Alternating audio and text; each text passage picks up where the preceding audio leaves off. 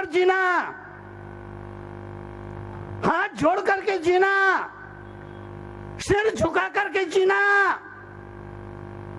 और याद रखना, तरुण सागर को भूलना चाहो तो भूल जाना, लेकिन तरुण सागर की इस बात को याद रखना कि जो झुक सकता है वो दुनिया को भी झुका सकता है।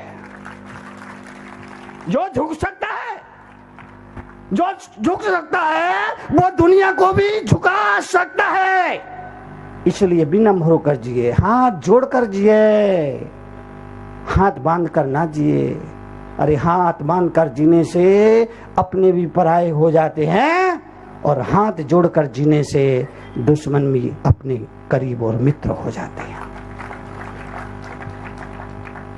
जीवन के लिए, जीवन के परिवर्तन, जीवन की समृद्धि के लिए, जीवन के कल्याण के लिए एक ही वक्तव्य याद रखिए, जो सुख झुकने में है वो अकड़ने में नहीं है। जो अकड़ता है उसको मौत जल्दी पकड़ती है। मुख में दांत भी है और क्या बोलते हैं, अरे मुख में दांत और क्या है, दांत और मुख में दांत भी है, और वो लीलावती, कौन बोला, लीलाबाई, लीलावती की बात मत करो। लीलाबाई, मुख में दांत भी है, जीभ भी है, जीभ जन्म से आती है, आखिरी वक्त तक रहती है, दांत बाद में आते हैं और जल्दी चले जाते हैं। वो इसलिए जीभ मृदु है, इसलिए वो दीर्घ जीवन प्राप्त करती है, और दांत कठोर है, इसलिए वक्त से पहले उखाड़ दिए जाते हैं।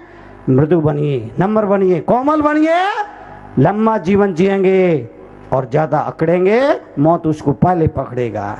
जब कोई आदमी मर जाता ना, हम कहते हैं बेचारा चल बसा। कहने वाले का अंदाज देखना, कोई आदमी मर जाता है हम कहते हैं बेचारा चल बसा। कहने वाले का अंदाज देखना, इस अंदाज में कहता है कि बेचारा चल बसा। उसके अंदाज को देख के ऐसा लगेगा जैसे ये कभी नहीं जाएगा। बेचारा, बेचारा, बेचारा चल बसा। और जब आदमी किसी को बेचारा कहता है तो मौत आसमान में खड़ी होके हंसती है और कहती है, तूने उसको बेचारा कहा तो बच्चू अब तेरा ही नंबर है। किसी को बेचारा मत कहो। जिसकी जितनी आयु है उतना जीवन जीता है, जितनी आयु लेकर आया है उतना जीवन जिएगा।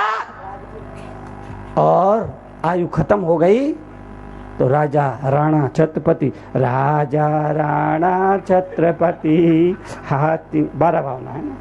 नहीं, मेरे को गाना नहीं आता, गाने के लिए गली चाहिए, मेरे पास तो गला है।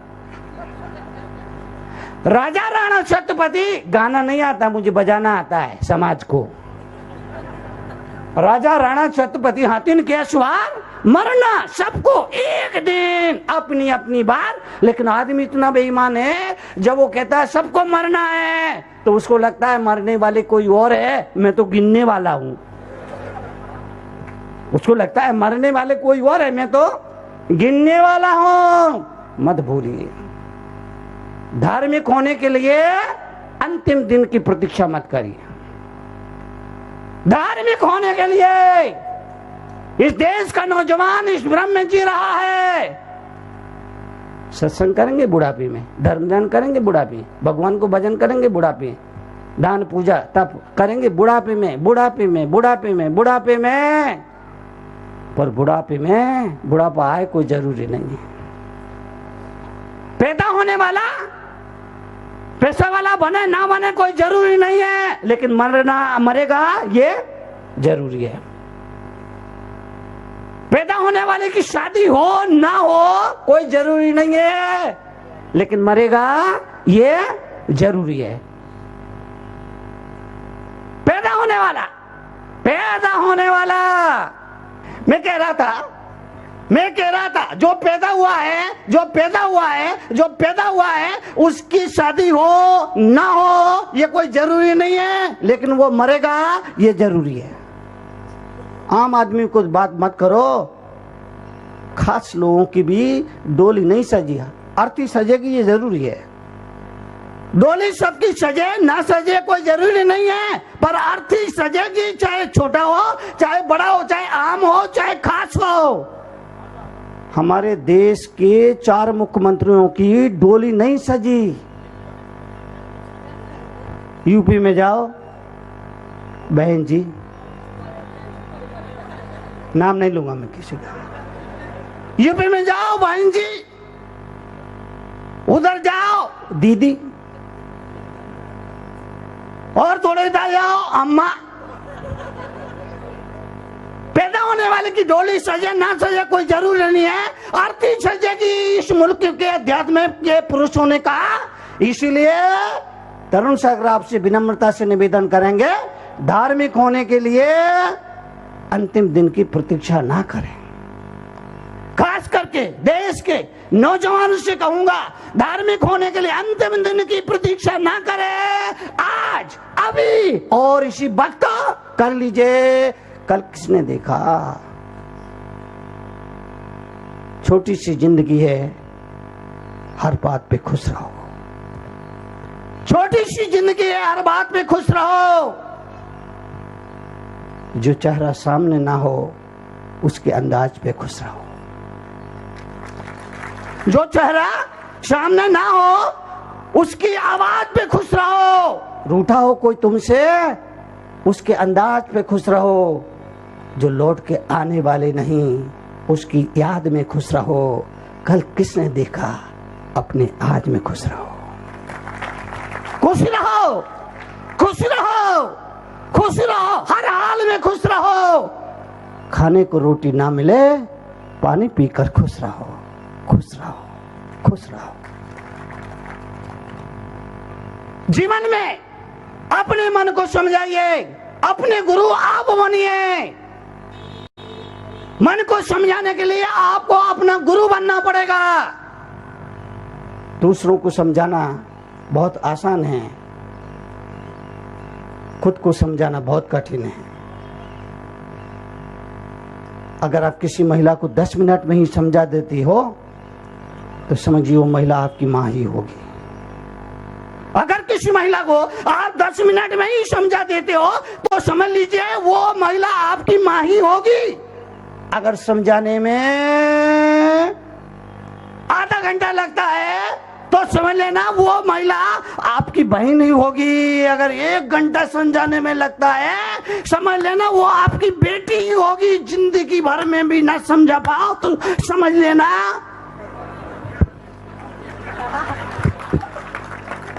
मैं ओછી बात नहीं बोलता हूँ।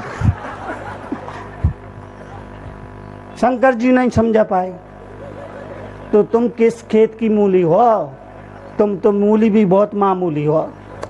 शंकर जी नहीं समझा। राम जी आए, पार्वती जी ने कहा मैं परीक्षा लूंगी। शंकर जी ने कहा ये ब्रह्मा है, इनकी परीक्षा मत लो। नहीं परीक्षा कैसे ब्रह्मा, पत्तों से पूछ रहे, रो रहे, जंगल जंगल भटक रहे, कैसे ब्रह्मा है, कैसे मालूम, मैं इनकी परीक्षा लूंगी। शंकर जी ने बहुत कहा, बहुत कहा, बहुत कहा, नहीं समझा पा, आखिर में परीक्षा ली। दूसरों को समझाना आसान है, अपने मन को समझाइए, अपने आप को समझाइए। जीवन के लिए, जीवन के परिवर्तन, जीवन की समृद्धि के लिए, जीवन के कल्याण के लिए, जीवन के मंगल के लिए एक वक्तव्य सबको याद रखना पड़ेगा। धार्मिक होने के लिए अंतिम दिन की प्रतीक्षा ना करे।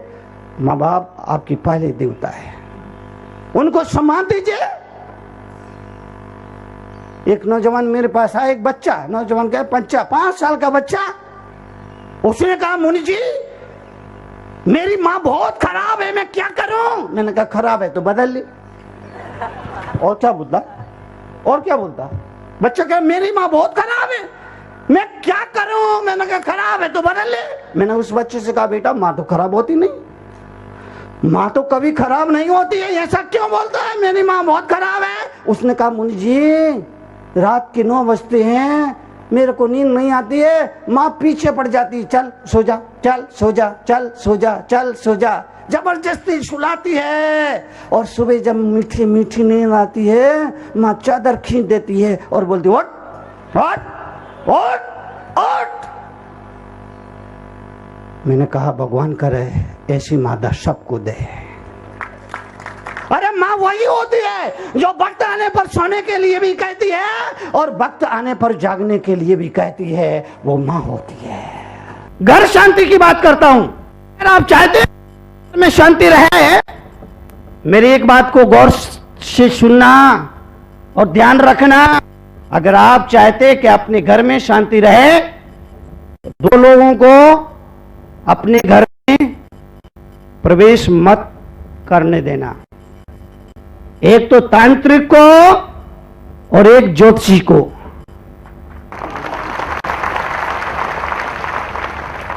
तांत्रिक और ज्योतिषी इन्हें अपने घर में मत घुस देना। ये जिन घर में घुस जाते हैं उन घर की शांति भंग हो जाया करती है। महिलाएं सबसे पहले शिकार होती है। अगर पंडित जी का पत्रा एक बार खुल गया तो पत्रा खुलता जाता है, खतरा बढ़ता जाता है। वो कहेगा बहन जी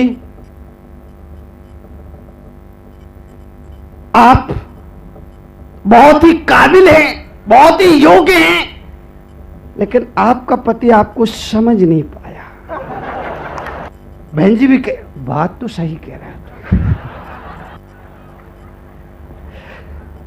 पंडित जी आपने बिल्कुल सही कहा। अगर भाई लोग होंगे तो उनके हाथ की रेखा देख करके कहेंगे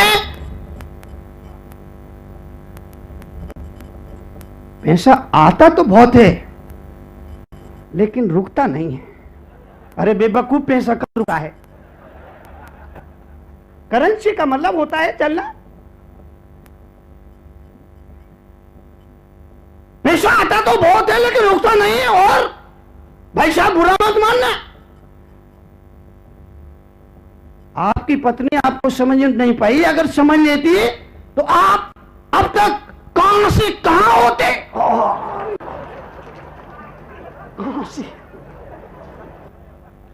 कहां से कहां होते। मैं निवेदन करना चाहता हूं। कहने वालों ने कहा कि मनुष्य की भाग्य की रेखाएं उसके हाथ में होती है। मनुष्य की भाग्य की रेखाएं उसके हाथ में होती है। पर मैं दुनिया से सवाल करता हूं, जिनके हाथ नहीं होते हैं उनके भी तो भाग्य होते हैं। मैं लोगों से सवाल करता हूं, जिनके हाथ नहीं होते उनके भी तो भाग्य होते हैं। आपसे निवेदन, कर्म करो। श्री कृष्ण ने गीता में कहा कर्म करिए। एक चोर आके मुझसे पूछे कि मुनि जी आप मेरा भविष्य बता दीजिए, तो मैं कहूंगा तुम जेल जाएगा। अरे चोरी कर रहा तो जेल जाएगा, इसमें क्या भविष्य पूछने की जरूरत है। मेरा अपना मानना है कि संत मुनि के पास जाकर के अपने हाथ की रेखा मत दिखाइए, उन्हें अपना हाथ मत दिखाइए, बल्कि उनका हाथ अपने सिर पर रखवा लीजिए। सब कुछ ठीक हो जाएगा, सब कुछ अच्छा हो जाएगा। पुरुषार्थ करें, कर्म करें, क्योंकि भाग्य भी तो कर्म से ही बनता है, पुरुषार्थ से बनता है। आज का भाग्य कल का, आज का पुरुषार्थ कल का भाग्य बन जाता है। भाग्य आता कहां से है? आपके पुरुषार्थ से उसका जन्म होता है। जीवन के लिए 2 लोगों को अपने घर में मत आना दीजिए। घर की शांति भंग होने में एक महत्वपूर्ण कारण होता है। घर में शांति हो, ये हमारा पहला प्रयास होना चाहिए। यही बात मैं लोगों के बीच में जाकर के उनसे निवेदन करता हूं, उनसे बात करता हूं, उनसे चर्चा करता हूं। 2 लोगों को समझाना मुश्किल है, पड़ोसी को समझाना मुश्किल है।